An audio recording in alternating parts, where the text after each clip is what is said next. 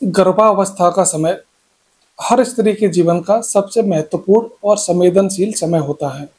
इस दौरान होने वाली हर छोटी बड़ी समस्या माँ और बच्चे दोनों की सेहत पर गहरा असर डाल सकती है। इन्हीं समस्याओं में से एक है गर्भावस्था के दौरान हाई ब्लड प्रेशर यानी हाइपरटेंशन।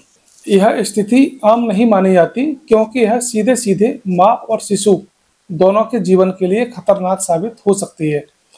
आज हम विस्तार से जानेंगे गर्भावस्था में हाई ब्लड प्रेशर क्यों होता है, इसके प्रकार कौन कौन से होते हैं, किस तरह के लक्षण इसमें पाए जाते हैं, बच्चे और माँ पर इसके कौन कौन से खतरे होते हैं, साथ ही जांच और रोकथाम क्या क्या हो सकते हैं, जीवन शैली और आहार में हमें क्या क्या बदलाव करने चाहिए। सामान्यतः किसी स्वस्थ व्यक्ति का ब्लड प्रेशर 120/80 के आसपास माना जाता है, लेकिन जब यह लगातार बढ़कर 140/90 या उससे अधिक हो जाता है तो इसे हाई ब्लड प्रेशर कहा जाता है। गर्भावस्था में यह समस्या कई रूपों में सामने आती है, जैसे क्रोनिक हाइपरटेंशन। यदि गर्भावस्था से पहले माँ को ब्लड प्रेशर की समस्या या गर्भावस्था के पहले 20 हफ्तों में हाई बीपी पाया गया तो इसे क्रोनिक हाइपरटेंशन कहते हैं। दूसरे नंबर पे हम बात करते हैं प्रीक्लेम्सिया। ये गंभीर स्थिति होती है, इसमें ब्लड प्रेशर बहुत ज्यादा बढ़ जाता है और शरीर में सूजन, प्रोटीन यूरिया यानी कि पेशाब में प्रोटीन आना जैसी समस्याएं शुरू हो जाती हैं। यह स्थिति माँ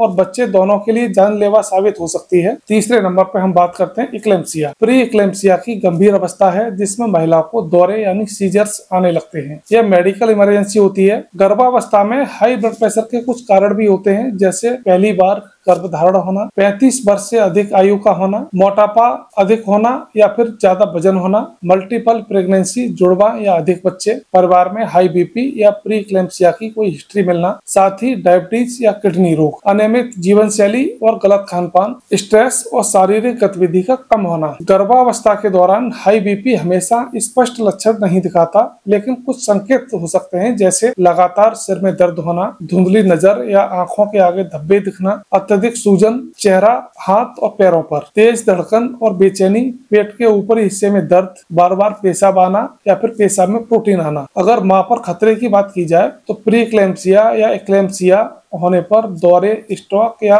फिर अंगों का नुकसान हो सकता है। साथ ही लीवर और किडनी को नुकसान होता है, प्लेसेंटा अलग हो जाता है और भारी ब्लीडिंग होती है। सिजेरियन और डिलीवरी की संभावना बन जाती है। भविष्य में हृदय रोग और हाई ब्लड प्रेशर का खतरा बन जाता है। अगर हम इसमें बच्चे पर खतरे की बात करें तो बच्चे का विकास रुक जाता है। प्री मेच्योर डिलीवरी यानी समय से पहले बच्चे का जन्म हो जाता है। लो बर्थ वेट रहता है, कम वजन वाला बच्चा, ऑक्सीजन और पोषण की कमी रहती है। कभी कभी स्टिल बर्थ भी हो जाता है, यानी कि गर्भ में ही बच्चे की डेथ हो जाती है। गर्भावस्था में नियमित रूप से डॉक्टर द्वारा कुछ जांचें कराई जाती हैं, जैसे ब्लड प्रेशर की जांच, यूरिन टेस्ट, प्रोटीन देखने के लिए कराया जाता है। ब्लड टेस्ट में किडनी और लीवर की स्थिति जाननी होती है। अल्ट्रासाउंड बच्चे की ग्रोथ और एमनियोटिक फ्लूइड की मात्रा जांचने के लिए, साथ ही नॉन स्ट्रेस टेस्ट कराया जाता है जो बच्चे की हार्ट बीट देखने के लिए करते हैं। अगर हम उपचार और देखभाल की बात करें तो डॉक्टर द्वारा दी गई दवाइयों को नियमित रूप से सेवन करना चाहिए, कम नमक का प्रयोग करना चाहिए, वजन कंट्रोल रखना चाहिए, प्रॉपर रेस्ट और स्ट्रेस कम रखना, नियमित प्रेगनेंसी चेकअप कराने चाहिए, ज्यादा पानी पीना और हेल्दी डाइट लेनी चाहिए।